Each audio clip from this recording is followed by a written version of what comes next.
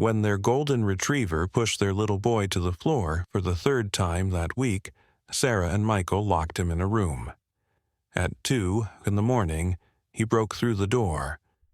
What happened after that changed their lives forever. Before you watch, remember to like and subscribe so you don't miss another touching story like this one, and write in the comments where you're watching from and what time it is there. It started earlier that day.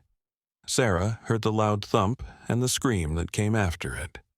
Her husband, Michael, was already coming down the stairs.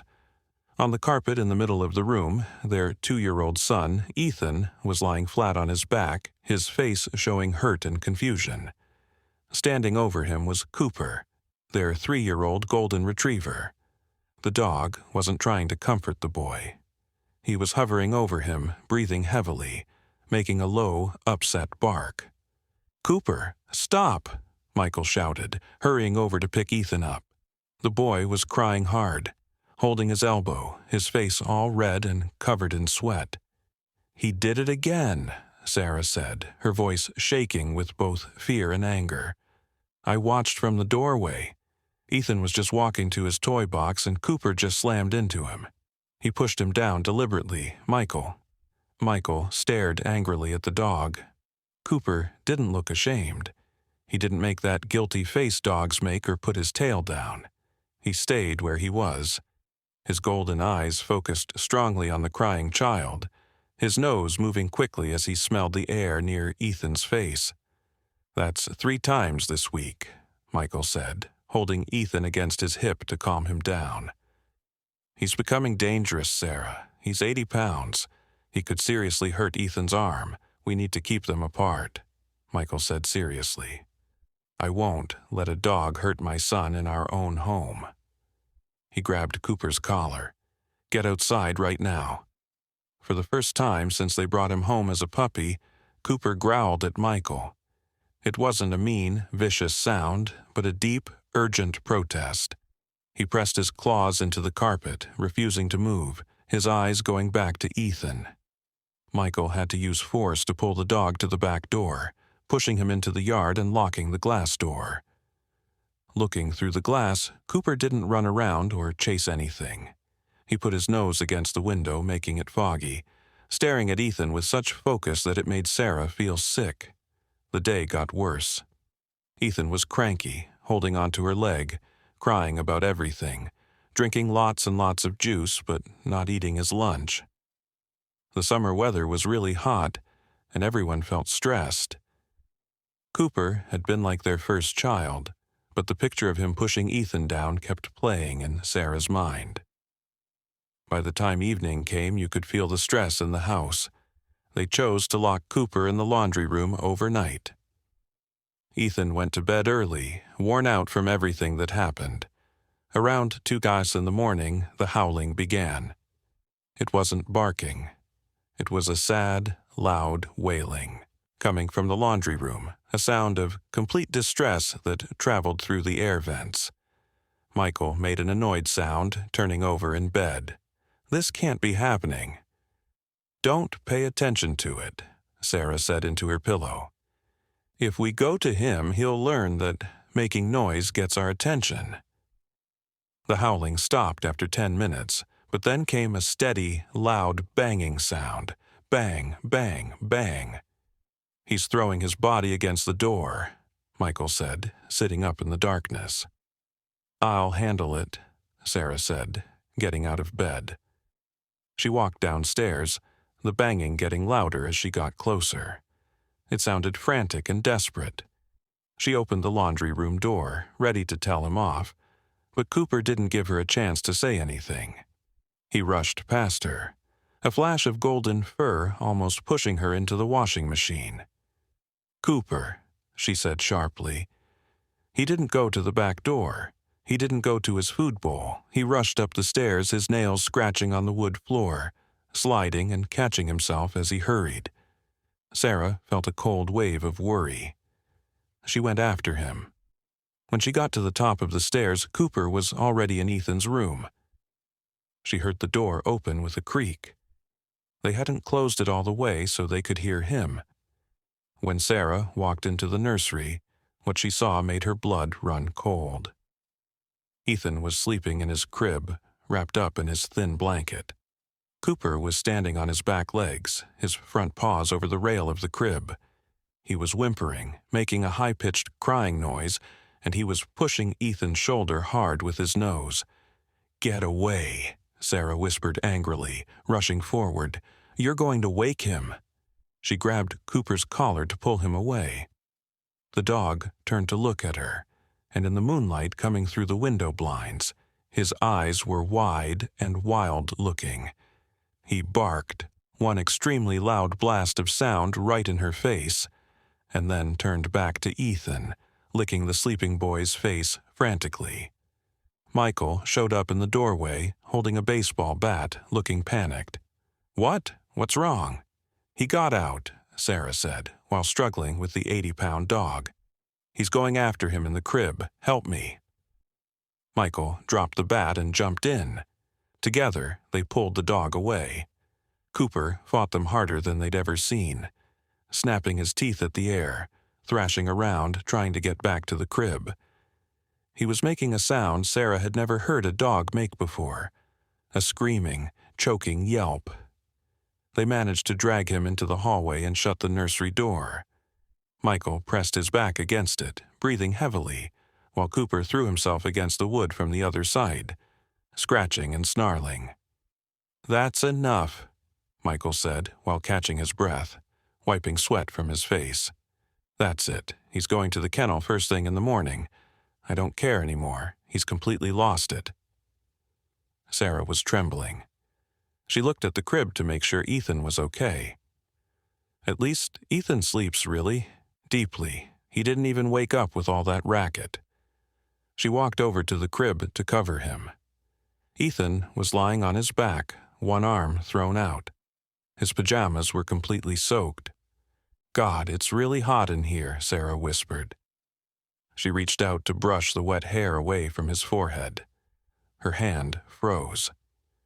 Ethan's skin felt cold, not just cool or damp. Ice-cold sweat covered his hairline, but the room felt warm. "Ethan," she whispered. He didn't move at all. Normally, when she touched him, he would move a little, make a sound, or curl up. He was completely limp. "Ethan," her voice got higher. She shook his shoulder, his head rolled to the side, his jaw hanging open. "Michael," she gasped. "Michael, he won't wake up." Michael left the door where Cooper immediately started scratching again and ran to the crib. He picked Ethan up. The little boy was limp, his body heavy and not responding like a rag doll. "Ethan! Come on, Ethan, wake up!"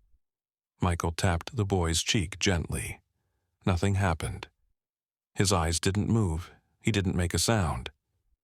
"Call 911!" Michael shouted, his voice breaking. "Sarah, call 911 right now." The next 10 minutes were complete chaos and terror. The operator's voice in Sarah's ear, the sound of sirens getting closer, the flashing red lights filling the nursery. The whole time, the scratching at the bedroom door didn't stop. Cooper was trying to get inside. When the paramedics rushed into the room, they found Michael on the floor trying to do CPR, crying, while Ethan stayed gray and still. "He was okay," Sarah cried to the EMT, a serious woman named Johnson.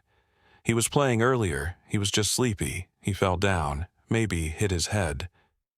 Johnson was moving quickly, checking his pulse, lifting his eyelids. She leaned close to Ethan's face, smelling his breath. She stopped. "Did he drink anything tonight? Juice? Soda?" "He had juice," Sarah said, struggling to get the words out.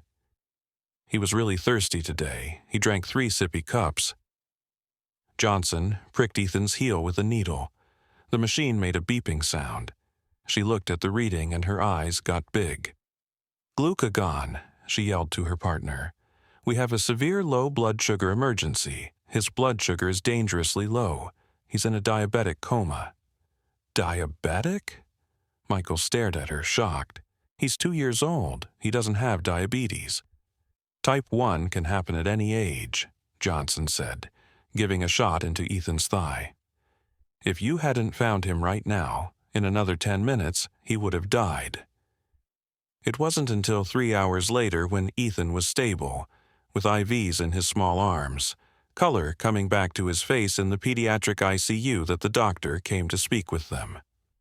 Dr. Collins sat down looking at the medical chart. You two are extremely lucky parents. It's very rare to catch a first-time type 1 diabetes start at night.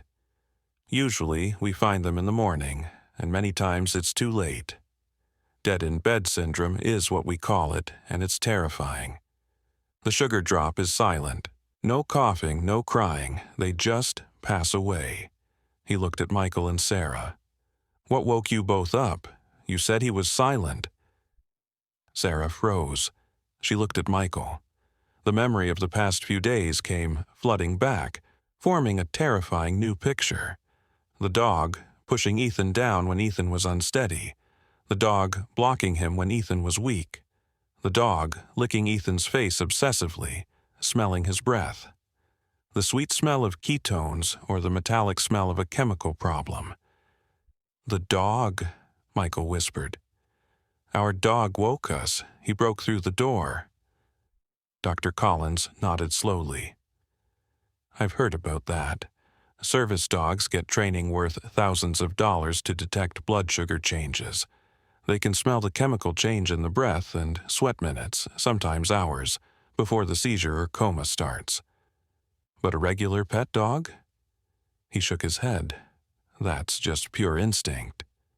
Sarah felt hot tears running down her face quickly. "He was pushing him down," she cried. "We thought he was attacking him. He was trying to wake him or make him stop moving. When blood sugar drops, you get dizzy," the doctor said. "The dog probably sensed Ethan becoming unstable and tried to make him stay still. And the licking, checking the smell, trying to get him to react." "We put him outside," Michael said, his voice empty with guilt. He was staring through the glass. He knew what was happening. They returned home 2 days later. Ethan was still weak but safe, with a continuous glucose monitor now attached to his arm. When they came through the front door, the house was quiet. Sarah walked into the living room. Cooper was lying on Ethan's playmat. He didn't jump up or wag his tail. He just lifted his head, his eyes sad and cautious. Sarah dropped to her knees and opened her arms wide. "Cooper?" The dog crawled forward, dragging his belly on the carpet. "I'm sorry, sweet boy," Sarah cried, pressing her face into his neck. "You tried to tell us, and we didn't understand." Michael came in carrying Ethan and sat down on the floor next to them. He put Ethan gently on the carpet. "It's okay, buddy," Michael told the dog. "Check him." Cooper looked at Michael, then at Ethan. He leaned forward and gently smelled Ethan's mouth. He held the smell for a long moment, then pulled back, let out a long, deep breath, and rested his chin on Ethan's legs. He closed his eyes. The family was safe. Did you enjoy this story? If your dog kept pushing down your toddler 3 times in 1 week, would you have believed that the dog had good reasons? Yes or no? Has your dog ever noticed something you didn't know about? Tell us in the comments below. If you enjoyed the story, subscribe to this channel and leave a like. Thank you so much for listening. See you in the next video. Have a great day.